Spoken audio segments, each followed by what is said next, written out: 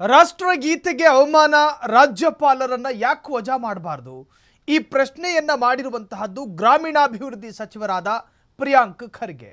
ಸದನದಲ್ಲಿ ಅಬ್ಬರಿಸಿ ಬೊಬ್ಬಿರಿದ ಪ್ರಿಯಾಂಕ್ ಖರ್ಗೆ ರಾಜ್ಯಪಾಲರು ಭಾಷಣ ಮಾಡದೆ ರಾಷ್ಟ್ರಗೀತೆಗೂ ಕಾಯದೆ ಹೋಗಿದ್ದಾರೆ. ಹಾಗಾಗಿ ಅವರನ್ನ ವಜಾ ಮಾಡಬೇಕು. ಒಂದು ರಾಜ್ಯದ ಗವರ್ನರನ್ನ ವಜಾ ಮಾಡೋದಕ್ಕೆ ಕೊಟ್ಟ ಕಾರಣ ಏನು ಗೊತ್ತಾ? ವಿಶೇಷ ಅಧಿವೇಶನದ ದಿವಸ ಬಂದು ನಾವು ಕೊಟ್ಟ ಭಾಷಣವನ್ನ ಮಾಡದೆ ಹೋಗಿ ರಾಷ್ಟ್ರಗೀತೆ ಇನ್ನೇನು ಪ್ರಾರಂಭ ಆಗುತ್ತೆ ಅನ್ನೋದು ಗೊತ್ತಿದ್ರೂ ಕೂಡ ಅದನ್ನ ಕಾಯದೆ ಹೊರಟು ಹೋದ್ರು. ರಾಷ್ಟ್ರಗೀತೆಗೆ ಮಾಡಿರುವ ಅವಮಾನ, ಅಂತಹ ರಾಜ್ಯಪಾಲರನ್ನ ವಜಾ ಮಾಡಿದ್ರೆ ತಪ್ಪೇನು? ಬಿಜೆಪಿ ತಾಳಕ್ಕೆ ಸದಾ ಕುಣಿಯುತ್ತಾ ಬಂದಿದ್ದಾರೆ. ಯಾರ ಬಗ್ಗೆ ಮಾತನಾಡ್ತಾ ಇರೋದು? ರಾಜ್ಯದ ರಾಜ್ಯಪಾಲರ ಬಗ್ಗೆ. ಆ ರೀತಿ ರಾಜ್ಯಪಾಲರು ನಮಗೆ ಬೇಡ. ಗ್ರಾಮೀಣಾಭಿವೃದ್ಧಿ ಸಚಿವ ಪ್ರಿಯಾಂಕ್ ಖರ್ಗೆ ಆಕ್ರೋಶಿತರಾಗಿ ಮಾತನಾಡಿದ್ದಾರೆ. ರಾಷ್ಟ್ರಗೀತೆಗೆ ಅವಮಾನ, ರಾಜ್ಯಪಾಲರನ್ನ ವಜಾ ಮಾಡಿ.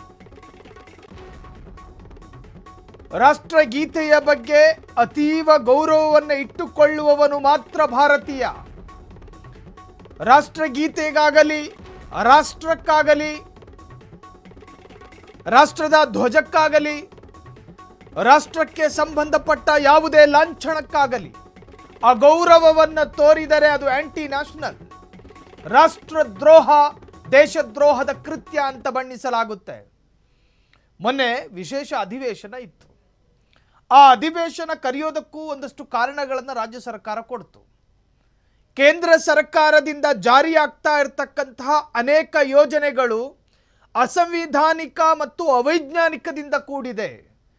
ನರೇಗಾ ಯೋಜನೆಯಲ್ಲಿ ಗಾಂಧಿಯ ಹೆಸರನ್ನು ತಿದ್ದುಪಡಿ ಮಾಡಿದ್ದು ಕೂಡ ಕೇಂದ್ರ ಸರ್ಕಾರದ ಅಸಂವಿಧಾನಿಕವಾದ ಕೃತ್ಯ.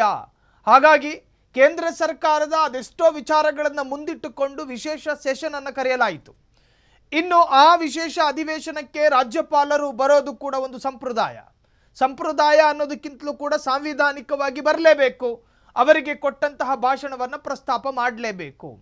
ಆದರೆ ಹಿಂದಿನ ದಿವಸವೇ ಕೊಡಲಾಗಿದ್ದ ಭಾಷಣದ ಆ ಪ್ರತಿಯನ್ನ ರಾಜ್ಯಪಾಲರು ರಿಜೆಕ್ಟ್ ಮಾಡಿದ್ರು ಮಾತ್ರವಲ್ಲದೆ ಅದರಲ್ಲಿ ಒಳಗೊಂಡಿದ್ದ 11 ಅಂಶಗಳನ್ನು ಇರೇಸ್ ಮಾಡುವಂತೆ ಸೂಚನೆ ಕೊಟ್ಟಿದ್ರು. ಆದರೆ ರಾಜ್ಯ ಸರ್ಕಾರ ಆ ಮಾತಿಗೆ ಸೈ ಅನ್ನಲಿಲ್ಲ ಅಥವಾ ಎಸ್ ಅನ್ನಲಿಲ್ಲ. ಅದನ್ನು ತೆಗೆದುಹಾಕುವ ಪ್ರಯತ್ನಕ್ಕೂ ಸರ್ಕಾರ ಹೋಗಲಿಲ್ಲ. ಅಷ್ಟೊತ್ತಿಗದಾಗಲೇ ರಾಜ್ಯಪಾಲರು ಸೆಷನಿಗೆ ಬಂದರು. ಸರ್ಕಾರ ಕೊಟ್ಟಂತಹ ಆ ಒಂದು ಭಾಷಣದ ಪ್ರತಿಯನ್ನು ಓದೋದಕ್ಕೂ ಹೋಗಲಿಲ್ಲ ಗವರ್ನರ್. ಬದಲಾಗಿ ತನ್ನದೇ ಆದ ಒಂದಷ್ಟು ವಾಕ್ಯಗಳನ್ನು ಪಠಿಸಿ ಅಲ್ಲಿಂದ ಹೊರಟು ಹೋದರು. ಅವರ ಭಾಷಣದ ನಂತರ ರಾಷ್ಟ್ರಗೀತೆ ಪ್ರಾರಂಭ ಆಗುತ್ತೆ ಅನ್ನೋದು ಗೊತ್ತಿದ್ರೂ ಕೂಡ ಅಲ್ಲಿಂದ ಹೊರಟು ಹೋದರು. ಪ್ರಿಯಾಂಕ್ ಖರ್ಗೆ ಆರೋಪ ಮಾಡ್ತಾರೆ, ರಾಜ್ಯಪಾಲರು ರಾಷ್ಟ್ರಗೀತೆಗೆ ಅವಮಾನ ಮಾಡಿದ್ರು. ಆ ತರಹದ್ದೊಂದು ಗವರ್ನರ್ ನಮಗೆ ಬೇಕಾ? ರಾಷ್ಟ್ರಗೀತೆಗೆ ಗೌರವ ಕೊಡೋದಕ್ಕೆ ಸಾಧ್ಯವಾಗದ ಒಂದು ಗವರ್ನರನ್ನ ವಜಾ ಮಾಡೋದ್ರಿಂದ ತಪ್ಪೇನಿದೆ? ಈ ಹಿಂದೆ ತಮಿಳುನಾಡಿನಲ್ಲಿ ಗವರ್ನರ್ ವರ್ಸಸ್ ಗೌರ್ನಮೆಂಟ್ ಜಟಾಪಟಿಗಳು ನಡೀತಾ ಇತ್ತು. ಇನ್ನು ಕೇರಳದಲ್ಲಿಯೂ ಕೂಡ ಗವರ್ನರ್ ವರ್ಸಸ್ ಗವರ್ನಮೆಂಟ್ ಜಟಾಪಟಿಗಳು ನಡೀತಾ ಇತ್ತು. ಕಾರಣ ಏನು? ಈಗ ಒಂದು ರಾಜ್ಯ ಸರ್ಕಾರ ಒಂದು ಮಸೂದೆಯನ್ನು ಜಾರಿಗೆ ತರಬೇಕಾದ್ರೆ, ಈಗ ದ್ವೇಷ ಭಾಷಣ, ಉದಾಹರಣೆಗೆ ದ್ವೇಷ ಭಾಷಣದ ಮಸೂದೆಯನ್ನು ಅಧಿವೇಶನ ವಿಂಟರ್ ಸೆಷನ್ನಲ್ಲಿ ಬೆಳಗಾವಿಯಲ್ಲಿ ಆ ಮಸೂದೆಯನ್ನು ರಾಜ್ಯಪಾಲರ ಅಂಗಳಕ್ಕೆ ಕಳುಹಿಸಲಾಗಿದೆ. ಇನ್ನು ರಾಜ್ಯಪಾಲರು ಅದಕ್ಕೆ ಅಂಕಿತ ಹೇಳಬೇಕು. ಅವರ ಅಂಕಿತ ಹಾಕಿದ ನಂತರನೇ ಅದು ಮಸೂದೆಯಾಗಿ ರಾಜ್ಯದಲ್ಲಿ ಜಾರಿಗೆ ಬರೋದು. ಈವರೆಗೂ ಕೂಡ ದ್ವೇಷ ಭಾಷಣದ ಕಾಯ್ದೆ ಮಸೂದೆ ಆಗಿಲ್ಲ. ರಾಜ್ಯಪಾಲರು ಅದಕ್ಕೆ ಅಂಕಿತ ಹಾಕೋವರೆಗೂ ಕೂಡ ಅದು ಮಸೂದೆ ಆಗೋದಿಲ್ಲ.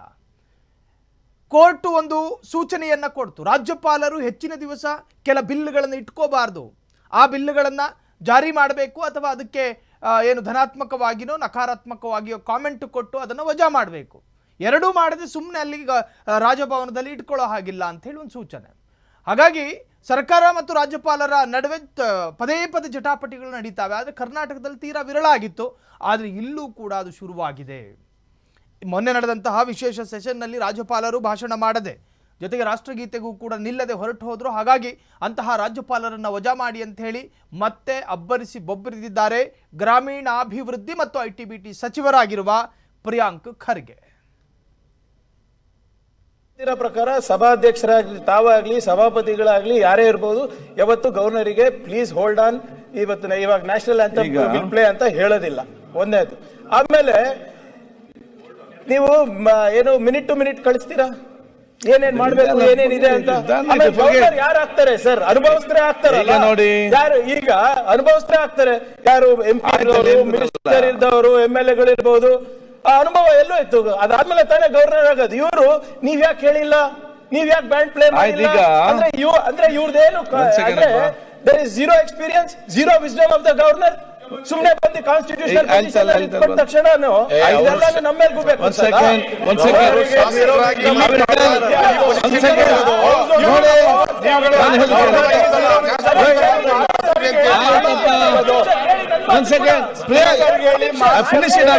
ಮಾತಾಡೋದಿಲ್ಲ,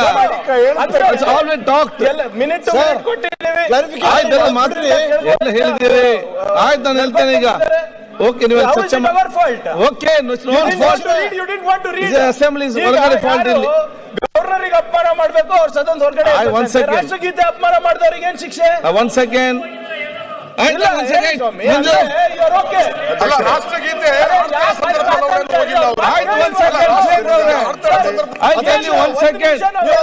ನೋಡಿ, ನೀವು ಪರಸ್ಪರ ಒಬ್ಬರಿಗೊಬ್ಬರು ಆರೋಪ ಮಾಡಿದ್ರೆ ಪರಿಹರಿಸಲಿಕ್ಕೆ ಸಾಧ್ಯವಿಲ್ಲ. ನಾನು ಹೇಳಿದ ಕೇಳಿ, ನೀವು ಬರೇ ಒಬ್ಬರಿಗೊಬ್ಬರು ಆರೋಪ ಅಲ್ಲದೆ ಯಾರು ಕೂಡ ಇದನ್ನು ಸರಿಪಡಿಸಬೇಕು. ನಾನು ಹೇಳಿದ ಕೇಳಿ. ಒಂದ್ ಸೆಕೆಂಡ್ ಮಾತಾಡ್ತಾ ಇದ್ದೀನಿ. Finish it off. ಇವರು ನಿಮ್ಗೆ ಹೇಳ್ತಾರೆ, ನೀವ್ ಹೇಳ್ಬೇಕು. ಆಯ್ತು, ನಾನು ಹೇಳ್ತೇನೆ ಈಗ. ಆಯ್ತು, ಒಂದ್ ಸೆಕೆಂಡ್. ಆಯ್ತು, ಚರ್ಚೆಯಲ್ಲಿ ಯಾರು ಕೇಳ್ತಾರೆ?